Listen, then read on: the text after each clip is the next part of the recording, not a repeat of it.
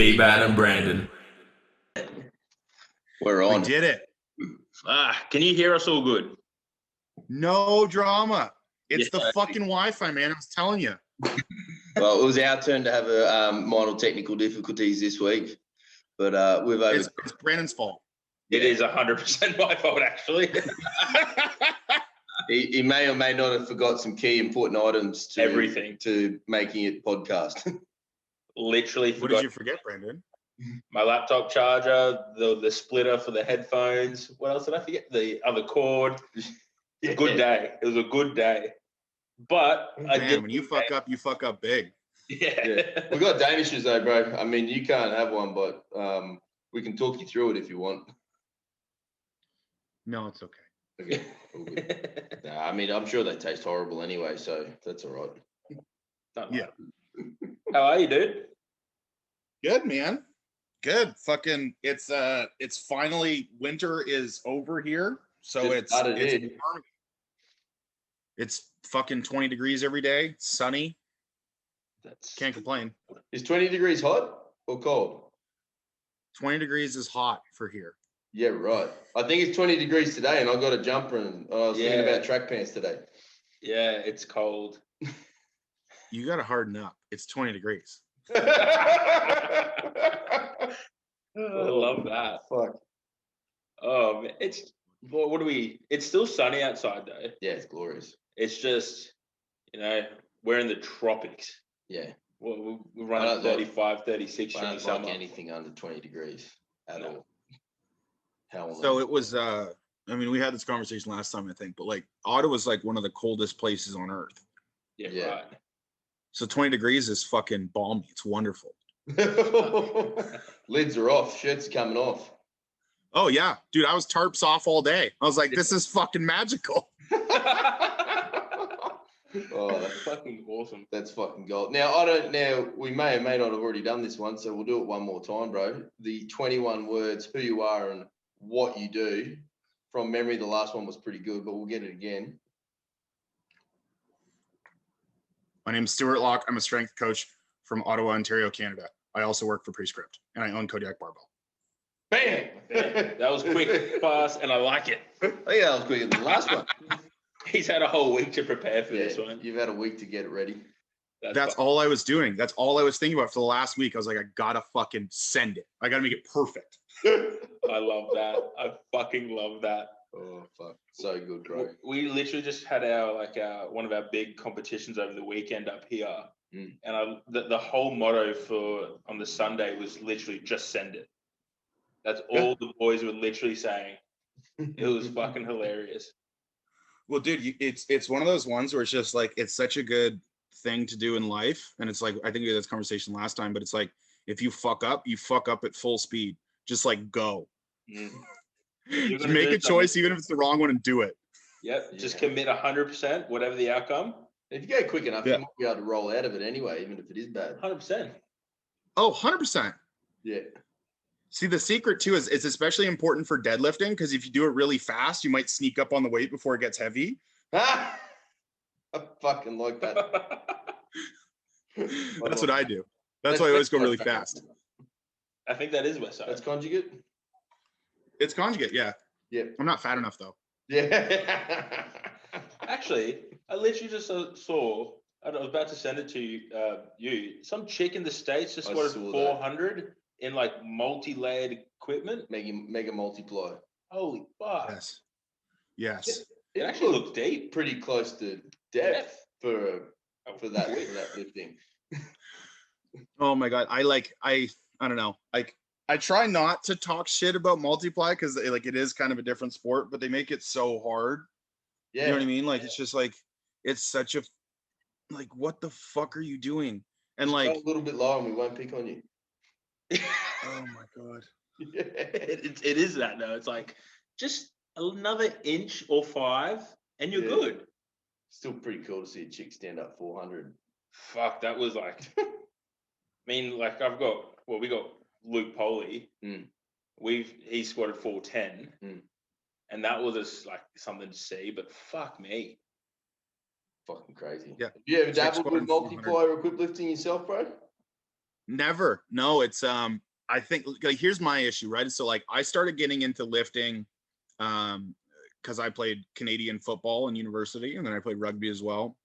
And like all of the training stuff that I had to read when I was in high school was all West Side shit. Yeah.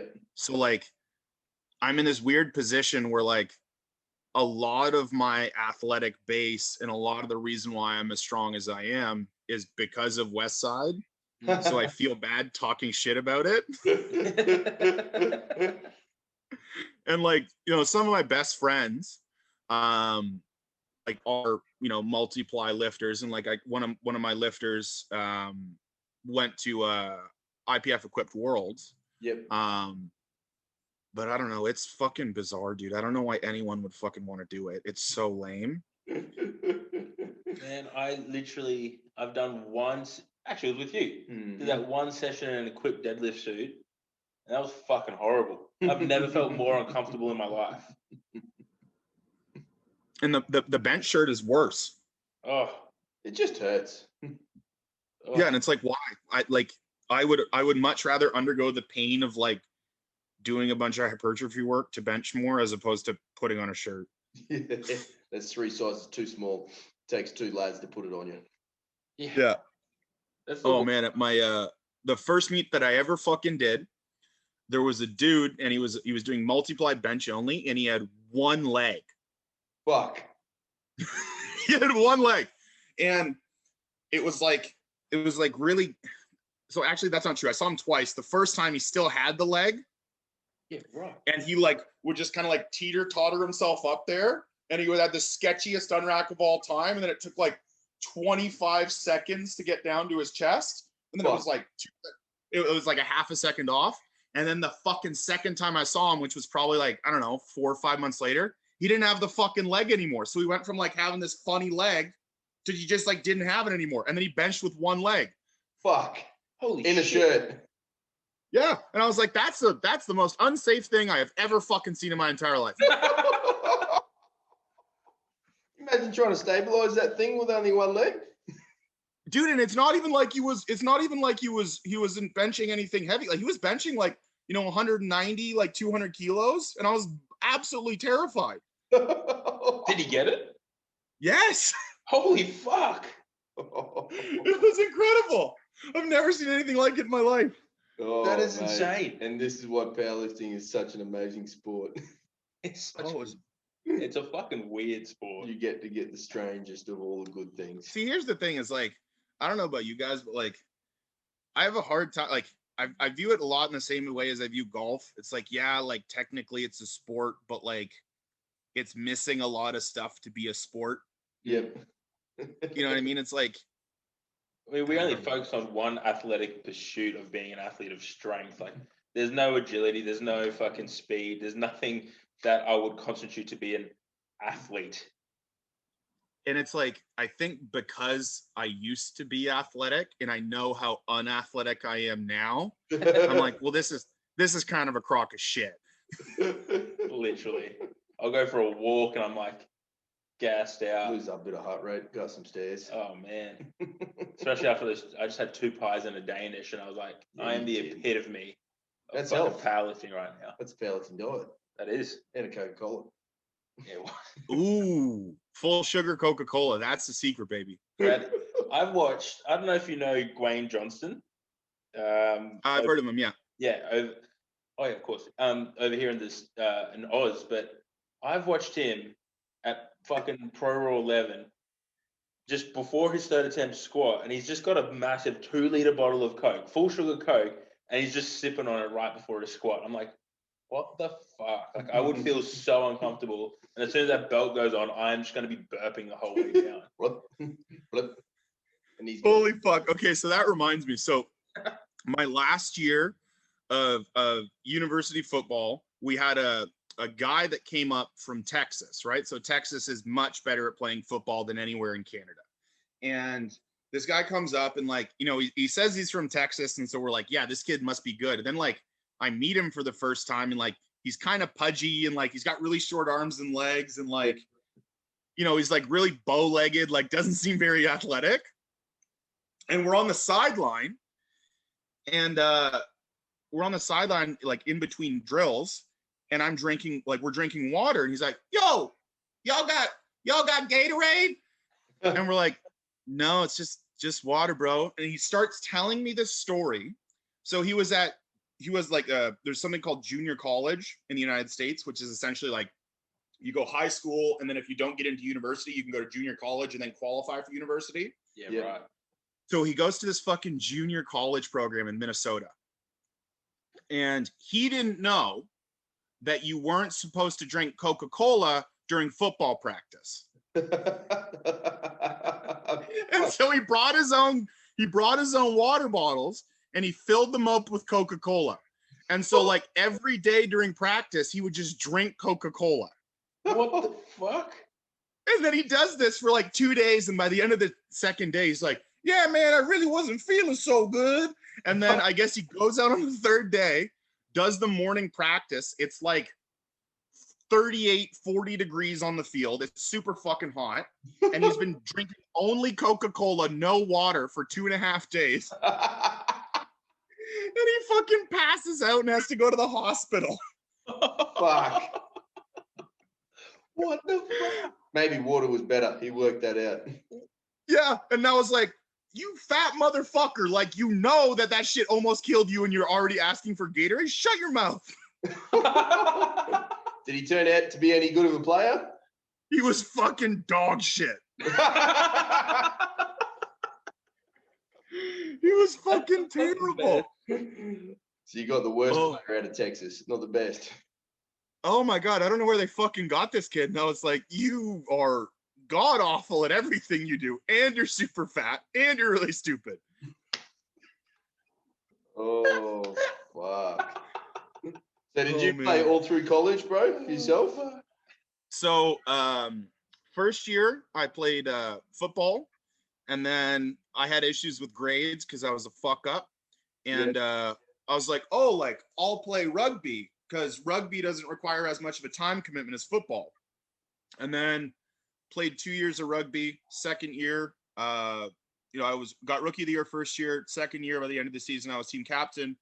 And then the end of the second season, over the winter, the football team asked me to come back, and they're like, "We'll give you money." And I was like, "Well, school's expensive, so sure." Money's nice. And then I went back, and my fourth year I played football, and then finished at the end of the season, and I was like, "Fuck this.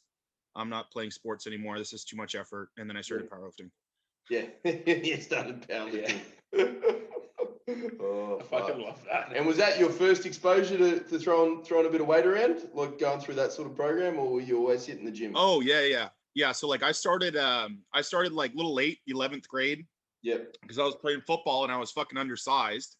Yep. And I was like, "Well, this isn't good. Like everyone's just fucking me up because I'm small." Yep. And so I just like started lifting weights. Started the off season. I was like maybe 72, maybe 74 kilos. Oh wow. Fucking hell. And then end of the off season, I was like 93, 94. Yeah, nice. Oh, that's pretty good. Fuck. Yeah. And then graduated high school at like 105. Oh, nice. And then by my last season of football, I think I was like 122, 123. Oh, beautiful. Yeah. Yeah. So I've always gaining weight's always been the easy part, and getting strong has always been the easy part. It's just not being a fat sack of shit. That's the hard part. What's your body weight now? What weight class do you compete in? So I'm a light 275 or like a light 125. So I think this morning I was trying to do the kilo conversion. I think I was about 118, maybe 119 kilos. Yeah, right. I usually hover between like 119 and then 122. I've been as high as like 128, 129. What a shoot. Yeah, I mean I don't feel very good, and like I don't know. At some point you just become disgusted with how you look, so you lose weight. That was going to be one of my questions. How do you feel as a 128 versus a 118?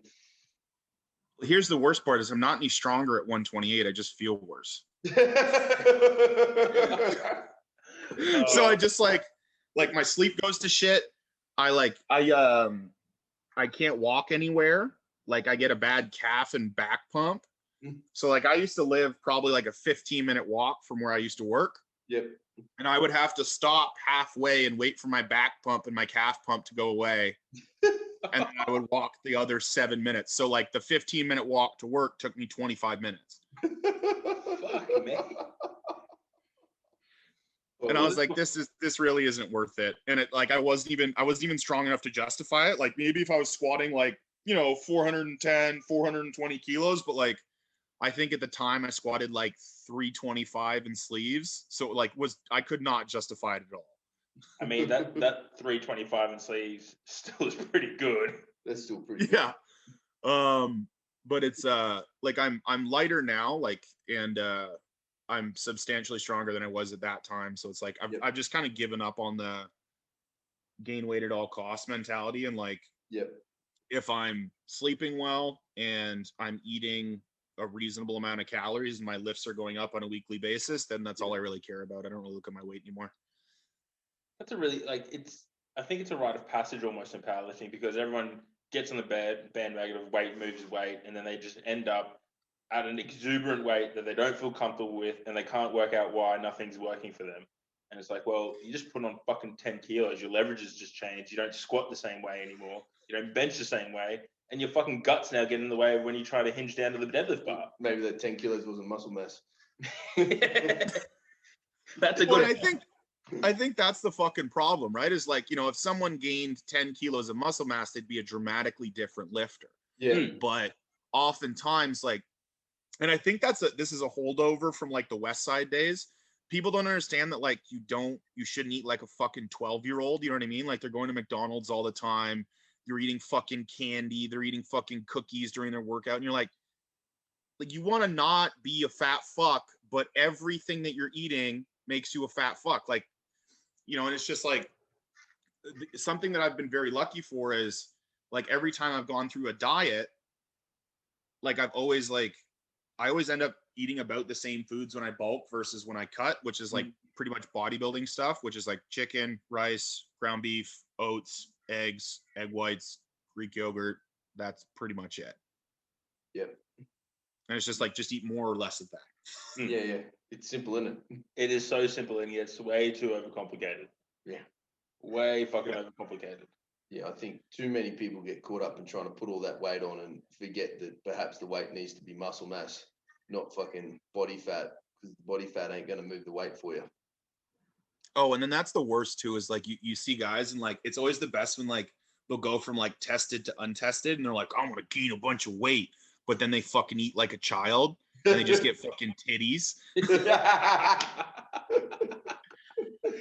And you're like, you really fucked this up, dude. The biggest thing I like is when you get a super heavyweight who then realizes that they can't just gain fat and get stronger, but then they actually start to recomposition themselves a little bit. Like I've got one lifter, Andrew Lane, who, he just squatted 400 in the gym, and he used to be a fat, and like, if Andrew, if you're listening, I apologize, but you used to be a fat 150 kegs.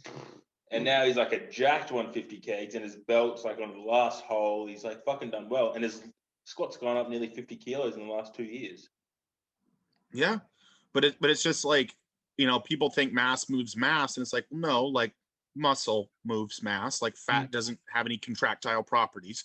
I like that. I think I'll use that one. It's just, I've never actually heard that. Like I've never thought of it in that sense of going, yeah, fat has no contractile properties. It is just lard.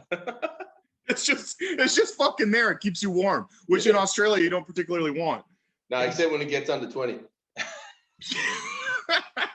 Have you ever been to Oz, bro? No. Oh man, I'm about to fly to Melbourne, which is down south, and it is like 8 degrees there at the moment. Oh man. So I have no fucking sympathy for you people. I grew up I grew up in the United States, and then when I moved to Canada, my mom decided to move us to the fucking coldest place on the East Coast.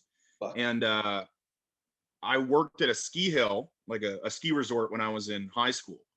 And I remember like I'd show up at work and it'd be like minus 35, minus 38, and I'd have to be outside the whole fucking day. And you'd come in for lunch. Fuck. And at that point, it's just like you just get used to being cold all the time and it doesn't bother you anymore. What the fuck? You wouldn't be able to feel your face. Oh, it was fucking awful. I didn't think you'd be able to feel anything. Jesus. Holy shit. So do you snowboard or ski as well, bro? You get access? Yeah. No, I've skied for, well, fuck, I'm 27 now. Sure, when I was 17 years, I've been skiing. Oh, wow. Yeah, so quite some time. I've been doing that longer than I've been doing anything else. Yeah. Just one of the Aside from benefits eating of and breathing. lovely tropical environment is the lack of snow that we get to muck around in. I've never seen snow. Really? Yeah, bro. You're not missing much. Well, when you go to Melbourne, you might see some. Actually, yeah. It's cold and wet. It's very cold and wet down there at the moment. But man, tell us about Kodiak Barbell. How did that begin? So, I fucking when COVID kicked off, obviously we all got laid off from work because you weren't allowed to train people in person. And one of my best buddies, his name's Dave. He owns a company called Bears and Arrows, which is an apparel company. Mm. And I had just started putting together the barbell course with Jordan. And one thing that Jordan had told me is like, hey, listen, man, like if this pops off and this becomes big, like you're gonna have to have systems in place for like incoming clients, right? And I was like, fuck, okay. And I was talking to Dave, who's my buddy, on the phone about it. He's like, well, listen, dude, like I have this URL that I bought forever ago called Kodiak Barbell. And he's like, why don't we just put that, like turn that into like the online training platform? And I was like, oh, okay. And like it's all set up through Stripe, and it processes credit card payments, and like it's legit. And Dave had hundreds of photos that he had taken, like of Bears and Arrows and like all of us powerlifting and doing all kinds of shit. Yeah. And so it was really, really easy to put together. And we put it together through Squarespace, and we incorporated as a company. That was probably like May of 2020. We incorporated as a company officially like November of 2020. Yep. And we've just been going full send since. So the first two people were Dave and myself. So I do all of like our powerlifting, and then Dave was in the Canadian Special Operations Regiment for 10 years. So he does all of our like military fitness stuff. Yep. Because he's still at the unit, like he's still at the Canadian Special Operations Regiment, and he does their selection process. Yep. And then we quickly noticed that we were getting too many people coming in that we couldn't particularly help or needed more than just us. Yep. So we hired on a couple more people. So sweet. We hired on Nick Witzak, who's actually a client of mine at one point. Super smart kid, undergraduate, then master's in exercise science. He's a registered kinesiologist. And then, so he was our other powerlifting coach. And then Taliesin, who's like our resident diet guru, and he does all of the bodybuilding stuff as well. And then we also hired Steve Nasrallah, who was like a CrossFit OG. Like he opened one of the first CrossFit gyms in Ottawa, one of the first ones in Canada. Yeah. And so he does all of our CrossFit stuff. Oh, sweet. So we have pretty much everything now. And you did all that when COVID kicked off? Yeah. So that was Steve was the last guy we hired, and I think that was beginning of June. Yep. And then it was a weird transition because I went back to this job that I now didn't need. Yep. And I was like, I guess I'll train people because that's what I'm supposed to do. Yeah. Right. So you still working there? No, I fucking quit. I was like, fuck this place. Well, because we got shut down the first time, obviously, which was mid-March, and then we were off until like mid-July. Fuck. Yeah, so we were off for like fucking 5 months, and 4.5, 5 months, and then I went back, and then we were open till like beginning of October, and then they shut us down again. Oh. And when we got shut down the second time, I was like, this is not a career. This is not something I can rely on for income. I'm done here. Yeah. And I just left. And like my boss was super fucking cool about it. He completely understood. He's like, yeah, like if I was in your position, you have no reason to be here either. And I've been doing full send with Kodiak since then. Yeah. Wow. And it sounds like it's just growing exponentially as well, which is unreal. No, it's pretty great. And, we've gotten very lucky, with some of the lifters that we've been able to help. Yeah. And our growth has been, honestly, like I'm pretty much shocked by it every day, just with how quickly it's grown, because I did not expect it to get this big this quickly. Yeah. But it's awesome, man. And, like we have, we're starting to get lifters into big meets, which is really fun, because like we can now go down as a company and like handle our lifters, and like, that's a company expense, and we can do all of the fun shit that you do when you own a business. Yeah. But yeah, it's fucking rad. I love it. What do you reckon you attribute that such early success for, bro? What are you guys doing differently? Well, it's two things. One is, I got very lucky that I started working with Jordan in Prescript. So that really helped because of the barbell course. And then two, I did not realize how shitty the average powerlifting coach was. And I don't mean that one down there, bro. I don't say that to be like pretentious or mean or anything, but like we 100% agree. Yeah, like I didn't realize that like sometimes people will go a week or two without hearing from their coach. Sometimes people won't get their program update on time. Sometimes their coach doesn't respond at all. Like these things that I like in my head, I'm like, but they're paying you. Like that's what you're supposed to watch their videos and respond. You know what I mean? Like it's not that fucking hard. Yeah. Like I thought that was kind of the minimum. And then I realized that like I thought the bar was here, but the bar was actually here. So because I wanted to do this, we started taking on a lot of clients, and like, it was always the same fucking horror story of, my last coach would talk to me once a week. He said I could only send him one video a training session. He charged me this amount of money. When I went to leave, he charged me an extra month. Like just like absolutely ludicrous shit. And it's like, if there's something that I learned from in-person personal training is that you just can't be a fucking scumbag, right? Mm-hmm. Like eventually your time runs out, right? Eventually people start to realize that you're a fucking shithead, and then you just don't have clients anymore. So be a good person, take care of the people that you've been told to take care of, and you'll be okay. It's so weird how that gets lost. Like everyone looks at a client as a client. It's like there's also a person in front of you that needs to be attended to. It's not like we're just dealing with fucking spreadsheets and numbers. No. Well, and I find oftentimes too, especially with powerlifting coaches, they get it fucking twisted, right? Like they focus so much on the spreadsheets and numbers, they forget that like you still have to be able to talk to people. You still have to be able to explain how to modify their exercises when they fuck it up. You still have to be able to change their training program if something happens, right? Like, things that we kind of take for granted.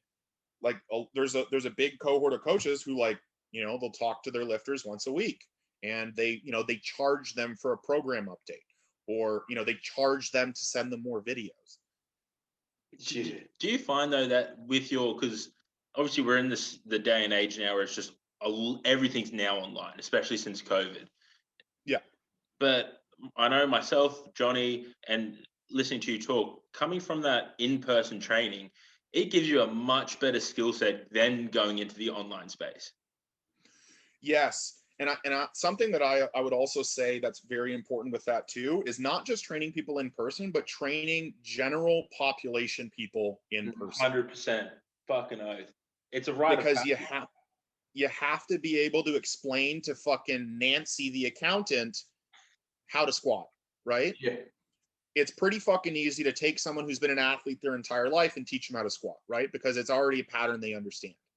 Mm-hmm. If you take this woman who doesn't even know how to sit down into a chair properly and you can get her how to squat, you can teach anyone how to squat. Oh yeah, absolutely. And then I think gives you a better understanding of people and treating your client like a human and not just someone who's chasing numbers as well, when you get to spend more time with general pop as well. Well, and that's just it, right? As you come to realize that like so little of so little of a client's success has to do with the program, right? Like at the end of the day, like people get really upset when I say this, but like any fucking program works. It literally, like any program works. And what sets it apart is the relationship you have with your client and like your ability to modify their technique to get them closer to the goal that they have asked you to get them closer to. Yeah. You know, and it's just like, if you look at really, you know, like high level coach athlete relationships, there's two things that we get, right? We get performance benefit and then psychological development. So if you can develop your coach athlete relationship to the point where they know, you know, they know that you care about them, they know that you want them to succeed, they're going to believe in themselves more. They're going to believe in the training program more. And then as an aside, there's also this wonderful thing of performance benefit, which is essentially what they fucking hired you for in the first place. And you can do that without even doing anything else. Yeah. And you make such a good point there as well. Like any program would work. Like we've all had, you know, new clients come on who are inevitably strong. We've seen what they've been doing, and it makes no logical textbook sense to anything that what they've done, and they're still strong. And it just comes back to exactly what you said. They believe in their coach enough to believe in the program to get the benefit. Yeah. Well, and it's just like, you know, I've had people come to me and like, I can program in a fucking 1,000,001 different ways because I've run enough programs and I've been working with a coach for 5 years. So at this point, we've done pretty much everything. And, you know, like I had a guy and, you know, he came to me and, you know, we tried programming the way they're typically programmed, didn't work.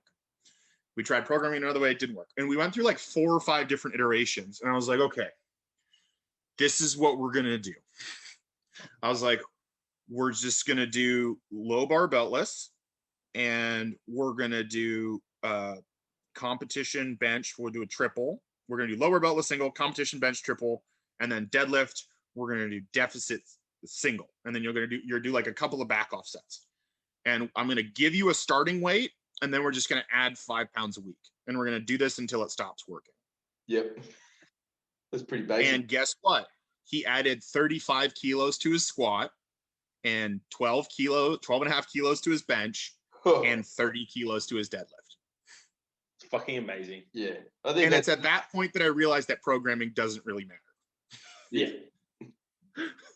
And that's where some smart coaching comes into play, bro. Like, you know, you're very happy to recognize that the first one didn't work, put your hand up and say, yeah, that didn't work. Let's try the next one.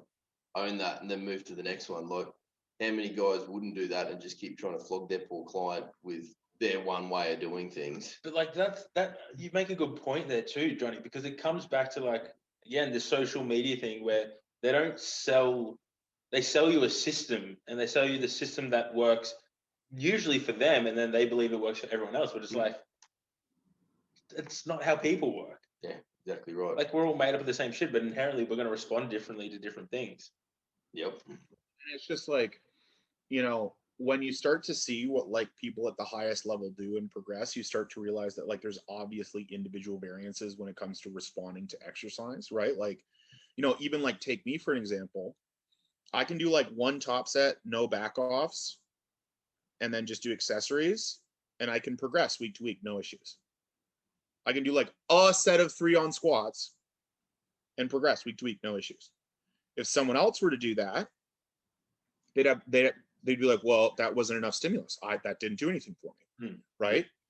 And so it's like, at the end of the day, like I find oftentimes like something that someone that I learned from a ton is Mike Toucher, and he has this concept of emerging strategies, which is essentially just like you start with something, and then when that stops working, you change something, and then that's pretty much just programming. Yeah. Do you run off, like, talking about, you know, yourself, sorry, with you could hit 1 triple and that's enough stimulus for yourself? Do you run with the thought of minimum effective dose, or are you looking to really maximize and get the most out of a client? So it depends on, and often it depends on a couple of things. And I think the most important thing that it hinges on is the athlete's kind of like mentality, right? So you have the one group of people who like, they're very methodical. They don't take big jumps in training. And those are oftentimes the people who you can kind of punish with volume, right? Like a bunch of like really boring work. And they'll love it. They'll be like, this is a productive off season. You know what I mean? Like I added 60 and 75% in the last month. This is wonderful. And then you have the people who are like, they want to like fucking sniff ammonia and like slap themselves in the face and shit their pants when they deadlift, right? Yeah. And like, you have to program for those people differently. Yeah. Right? Like for me, I'm number 2, right? Yes. I'm the guy that likes to shit his pants when he deadlifts. And so like, because of that, the way that my coach programs for me is different, right? You need that opportunity every session. You need to nearly poo your pants. Otherwise, it's not fun. And it's just like, because for me, it's like, I played sports for a very long time where I was allowed to hit people. Now I'm not allowed to hit people, meaning I now have to hit myself. But if I don't have the chance to do that in training, I get really fucking upset. You need to do that at least once a week. 4 times a week, bro. Fuck, I could just imagine looking you two in a gym and just going ham. Do you like a face slap? I like a face slap. Oh man, one.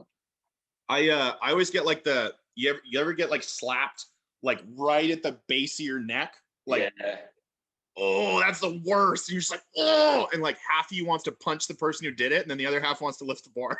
Yes, I love that. I love slapping people. I hate being slapped.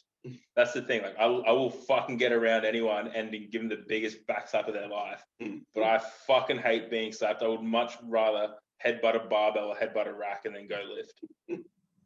Oh man, no, it's like, and like you get someone, they get you like right on the top, like right at the base of your neck. Hate it. Nothing gets me going more than that. And then like one time I had a dude and he missed and he ended up just like slapping the back of my head and I got so fucking pissed. Because like you guys know, like when you get hit in the head, it's kind of jarring. Yeah. And I turned around, I was like, what the fuck? Did you get the lift though? That's the most important question. I'm pretty sure it was like my second attempt or something, and it was on bench too. So I was just like really discombobulated. And it was also, I'm pretty sure it was one of those things where it's like, I don't even know if I had asked him to slap me or not. You just got one. And I just got slapped in the back of the head and I was like, fuck. I love that. So you weren't even prepared for it as well. That's the best. Oh, so I was fucking livid. But it's anyways, that like to get back to the initial point is, you know, different psychological profiles respond better to different types of training, and the best coaches are the ones who can match the lifter's psychological profile to the type of training that they're having them do. Absolutely. That gets their buy-in a lot more. They're going to really respond and want to do it, and they're going to get a lot more out of the program then. And that's just it. As long as they buy in, that's all that fucking matters. That's literally it. Yep. It's like, you know, like I had my boss at my old job, he said something to me that was like, at the time I thought it was really stupid, but then the more I thought about it, I was like, you have a really good point. Is, you know, like we had our personal training model was based on seeing someone 2, 3, or 4 times a week, right? Yep. So like quite high frequency. And he was like, it's your number one job to get that person excited to come in here every time and train. And he's like, the training at the end of the day doesn't matter. And he's like, because if you take a fucking fat person and they come in here and you get them excited to do fucking 200 jumping jacks every time they come in, they're still going to lose weight. Yeah. But if they have buy-in, they'll make progress. Yeah. Absolutely. That's going to get them coming in for those extra sessions or doing, you know, the one session of the week that they don't particularly froth on. Exactly. Yeah. Oh, yeah. Now, bro, we touched on a tiny story that got broken up when we first had a crack at this. And it's written in my notes since we fucking parted ways last week. I want to know about the broken back story. Holy fuck. Okay. Yeah. So this was, when was this? 2018. So this was like, it happened, I think, May of 2018, and the meet was June 2018. Yep. So essentially what happened is I was warming up on squats. I stood up too fast with like 275, and then the bar came off my back. And then when it came back down, I compressed I think it was like L3, L4, L5. Oh, good. And I didn't feel it when it happened. I was like, oh, that felt kind of funny. And then I did my top sets for the day. I didn't think anything of it. And then I went home. And then the next day, I noticed that I went to sit on the toilet. Uh-oh. And I was like, oh, I almost just started peeing. That was really random. But then I'm sitting on the toilet with my elbows on my thighs, and I couldn't feel my left elbow on my thigh. Oh, fuck. And I was like, what the fuck is this? And I'm slapping my thigh, I'm slapping my calf, and I can't feel my calf. And I'm like, this is really fucked up. And that was I think it was a Tuesday or something. And I had to work the whole week, and then I had to squat on the weekend. Fuck. And I remember it was my last heavy doubles. So we did doubles and then a top single the week after. It was my last heavy doubles before the meet. And I remember I woke up that morning, and it was really, really bad. And we drove to the gym. Good. And I unracked, I think it was 295. And I took a step with my right foot, and then I took a step with my left foot, and I almost dumped the bar off my back because I couldn't feel where my left foot was, and I stumbled. Oh, fuck. Shit. And then I proceeded to squat the slowest double in human history at 295 kilos.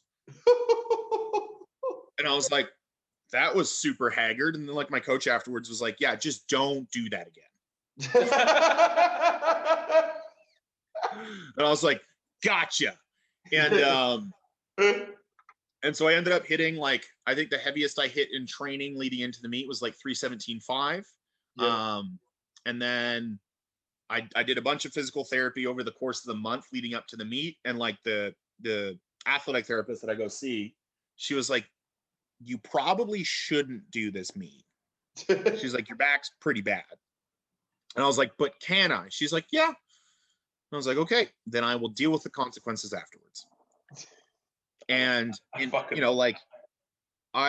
this is 3 years ago, right? So I'm fucking 24.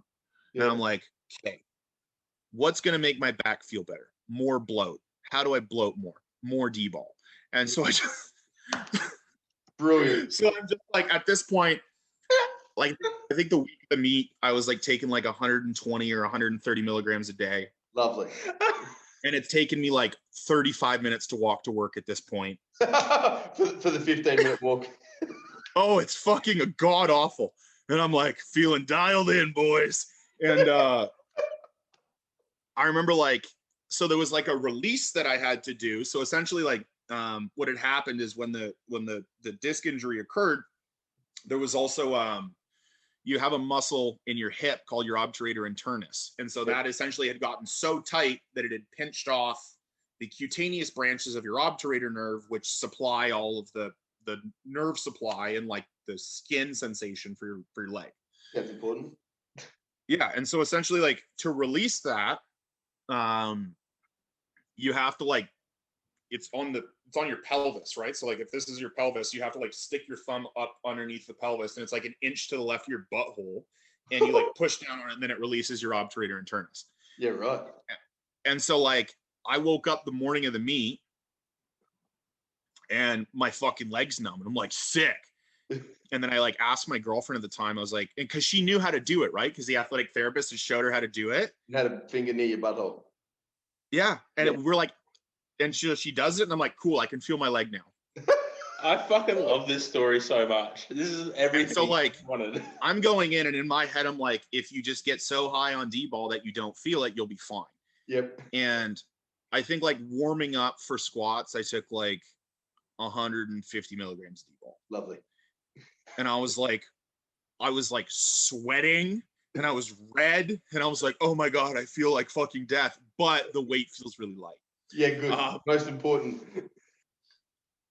So I opened at 290, and I opened at 305. So I opened at last warm up at 290, almost missed it because I couldn't feel my left leg.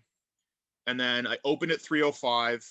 We had 25 minutes between our last squat in the warm-up room and the first squat because they messed up the flights. Yep. So I squatted 305 cold, and I almost missed. Fuck. And I was like, cool, I'm feeling dialed in. And so we went 320 on the second. Good call. We go 320 on the second, and I'm like, okay, like, you know, I got that rep in. That's my warm up again. I'm good to go. And I step back with my right foot, and I step back with my left foot, and I get the squat command, and then I start stumbling again. And so I moved my foot, and then I squatted with my feet like 3 or 4 inches cockeyed. Fucking hell. And I squatted 320 like that. And then I got red lights because I squatted after I stumbled instead of re-racking and then taking it again. Fuck. And so I like, even though I squatted it with my feet all fucked up and shit, my coach was like, we'll just go 325. We'll take a 5 kilo jump. That moved fine. And like 325 was like the slowest I've ever squatted in a meet. It was like if a bird had landed on the bar, I would have missed. And like I get up, I get it. I rack the bar. I fucking lose my mind. And at this point, like for the rest of the meet, I'm pretty sure I had to keep my belt on because my back was completely fucking toast. And then I like go back into the warm-up area and I'm like eating DBol. Like I don't usually wear a belt on bench. Yep. And I'm like wearing a belt so that my fucking back doesn't explode. And I like go out. I think I opened at like 175, smoked it. I opened at I don't know. I hit like 197.5 or something on my second, and then I missed my third. Feeling good going into the deadlift? Back's feeling nice? I was so fucked. I was like, I hadn't eaten anything all day, and I had like the worst stomachache of all time. I'm like almost 400 milligrams of DBol deep at this point, and I'm like, this was a really bad idea. Like, this was a really bad idea. And so I'm like, I like take like 3 or 4 more. I was like, this'll fix it. And so like I go into deadlifts. I take 70 kilos. I go 70, 120, 170. And I remember I pulled 170 and it felt like my opener. It felt like 305. Oh, fuck. And I was like, this is going to be a long fucking day. And I go out, I hit 305, and then I go like 325 on my second. And it came up like kind of haggard, but it was a technical thing because like I just shifted all the weight onto my heels. And my coach was like, well, why don't we just go 335 on your third? And I was like, okay. And so the big thing that I didn't realize at the time was like, because I had fucked up my back, I was like over bracing, like I was bracing way too hard. Yep. And so like I take my breath, I go down for 335, I grab the bar, and I'm like trying to pull the bar as hard as I can. And then just the lights go out. They just go. And like I didn't even get the bar off the ground, and I just like fell back on the ground. Holy And then they like take my belt off, and I'm like, I'm good. And then that was the end of the meet. And it took me like 8 months of rehab. Fuck. But no regrets. No, I would have done it again. Fuck yes. I just did some quick numbers. You totaled 850 having fucking blown your back.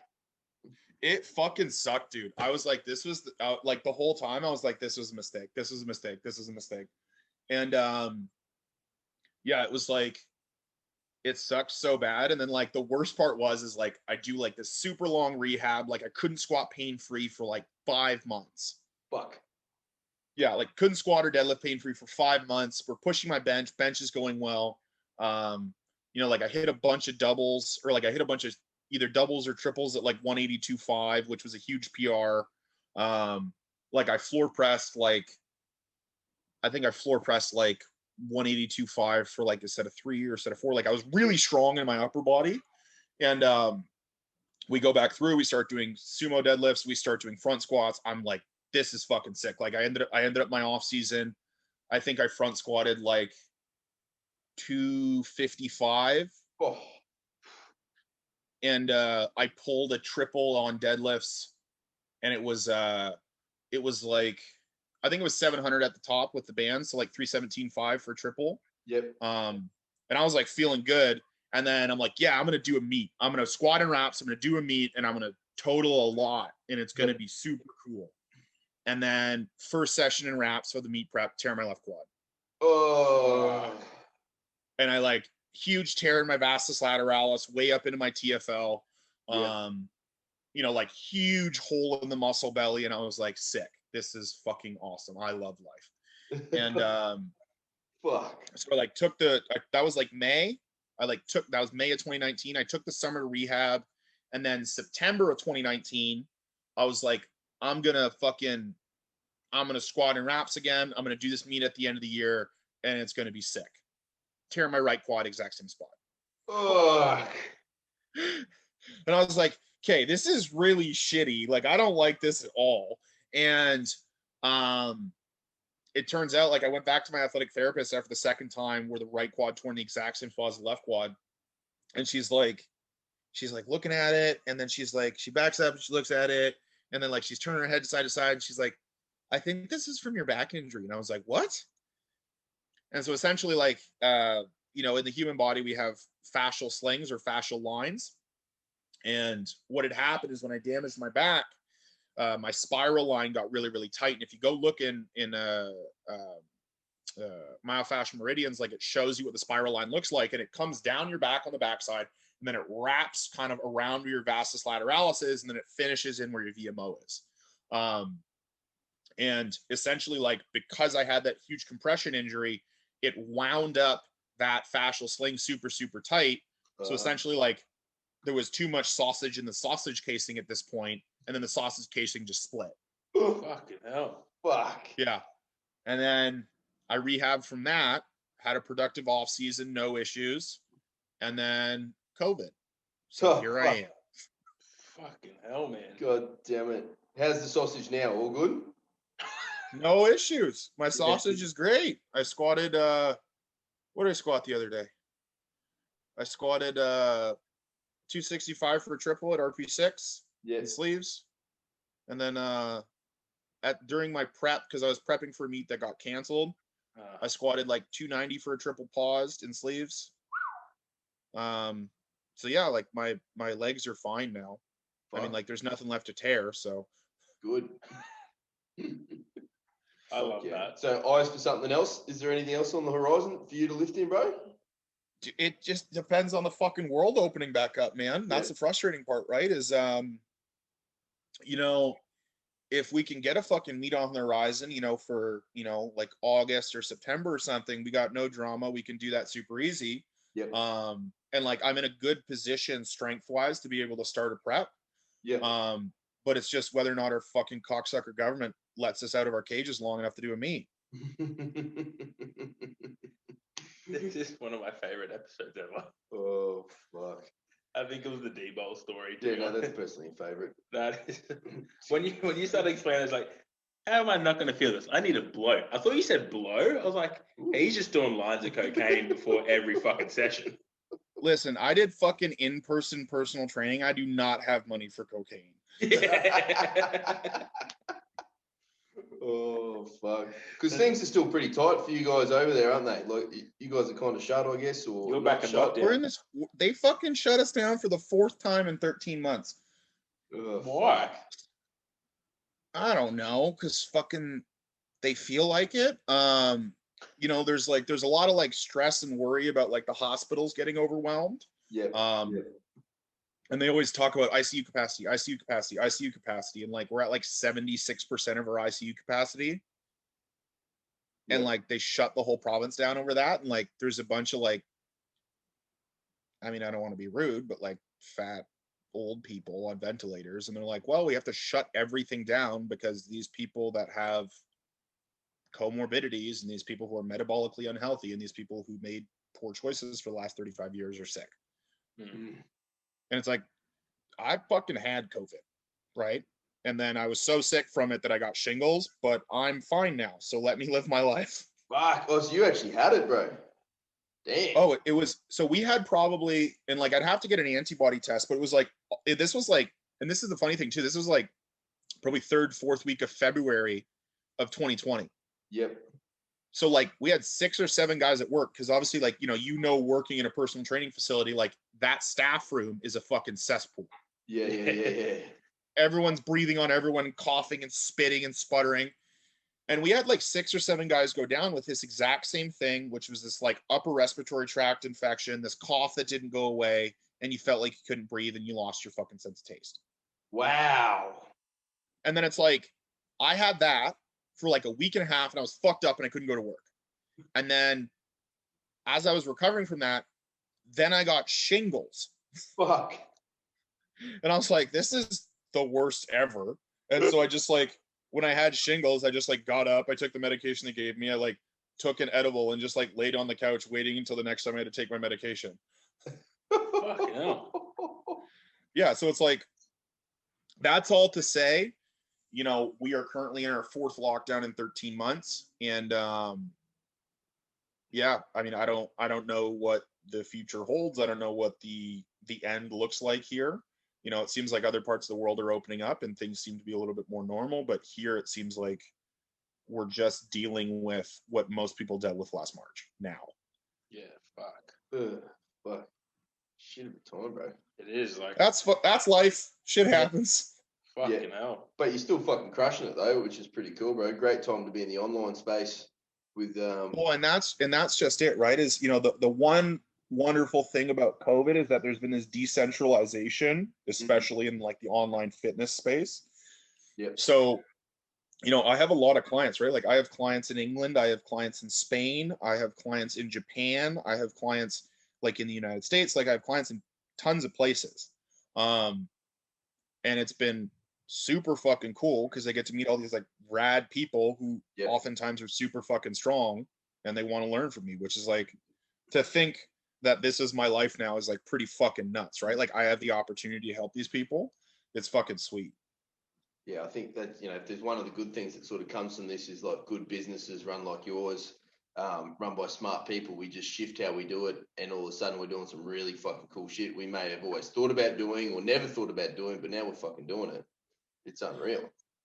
Yeah, well, and it's you know, it's very interesting. Like in my personal group of friends, like COVID was the best thing that ever happened, right? Because it gave you the time at home to figure out what you actually wanted in your life, and it gave you the time to then start working towards what you actually wanted. Yep. Yeah. 100%. And then the people who didn't do that are just, they're still fucking miserable. Yeah, exactly right. And they'll be miserable for quite a long time, I dare say, even if there isn't a pandemic. Yeah. Then they'll work. But the only problem is they won't be able to whinge about the pandemic being the problem anymore, though. Yeah, what are all these people who are terrified of their own shadow going to do in 2 years? Yeah. Hide from it. Let's hope. Oh, fuck, that's so good. Yeah. Oh, bro. Now, mate, we have for you 10 really big, important questions. We're going to find out a lot of things. Do it. They are rapid fire, so you have to come up with the first thing that comes into that brain of yours. Are you ready? Let's go. What word comes next? Apple, banana, house, ape. Zoo. Excellent. That's a fucking good one. I like that. What motivates you to work hard? I don't like being homeless. That's good. Who was your hero?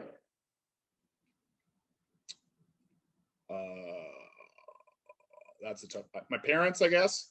Nice. Now you're going for a night out. You're going out with the crew. You're going to karaoke night. You need to impress this crew. What is your go-to song?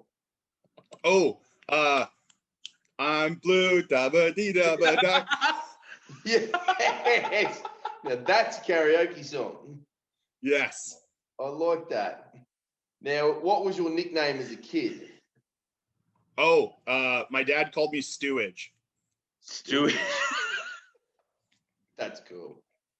Now, this will give us a little insight into you, sir. How many pillows do you sleep with it in the evening? There's 4 on my bed, but I sleep with 2. 2. Yeah. Do you run the one under the head, one between the legs? I go one, like I'm laying on one, and then I put the other one over my head. Over the head? Yeah. Yeah, right. I haven't dabbled in that space before. Over the head. I don't like any light. I also have blackout blinds and stuff. Damn, you're living in a world of dark. I like it. Yes. How long does it take you to get ready in the morning? Well, fuck, I don't know when's the last time I had to get ready in the morning. I don't know, 15 minutes. Who was your first crush? Oh, it was a girl that lived down the street from me in elementary school. Oh, And I found out like 2 years after the fact that she also thought I was cute. damn it! And that fucking destroyed me. I was like, fuck! Fuck! Who knows you the best? Probably my family. Yep. Now, you found a genie bottle washed up on the shore there. You've picked up the genie bottle, given him a little rub. Out comes the genie. He gives you 3 wishes. What are you wishing for? COVID's over. 2,500 kilo total. $1 billion. 2,500 kilo total. But yeah, it took me ages to work out. That's 2.5 tons. Yeah. That's not pounds he asked for. Is it? Yeah, I was like, kilos. That's fucking insane. That's legendary. And no one would ever touch me, and I could retire. Fucking done. Just go. As a 125 as well, right? No, I do it at 60 kilos. Yes! It's a wish. I love that. I fucking love that. And then just call out Dan Bell. Yeah. Let's fucking go. Brother, it has been a fucking honor to chat with you. This was fucking one of the funniest episodes we have had. If people want to reach out to Kodiak Barbell or yourself, where can they find you? Do that Instagram shout out stuff. Yeah. So you can find me personally at LeQuadZilla. Our business Instagram is at Kodiak Barbell. You can also find us at www.kodiakbarbell.com. Or you can send me an email, stu@kodiakbarbell.com. Legendary, man. We'll chuck that all in the show notes when this episode goes up. Fuck yeah. That was rad, bro. Bro, thank you so much. Thanks a lot, guys. I appreciate it. No worries, man. See you Catch you later. soon. Bye. Peace.